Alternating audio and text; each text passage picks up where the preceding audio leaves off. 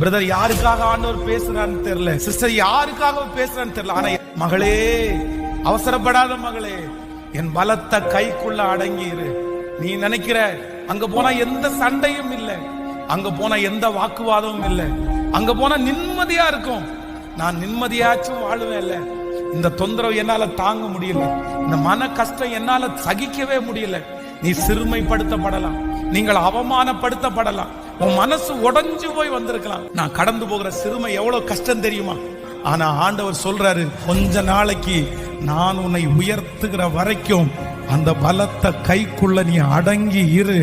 நான் உன்னை தூக்குவேன், நான் உன்னை நிறுத்துவேன், நான் உன்னை அந்த இடத்திலிருந்து எடுப்பேன், நான் உன்னை அங்கீகரிப்பேன், நான் உன்னை மகிமைப்படுத்துவேன், நான் உனக்காக வழிகளை உண்டு பண்ணுவேன்.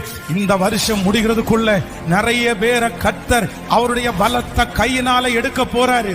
ஏற்ற காலம் நிறைய பேருக்கு வரப்போகிறது.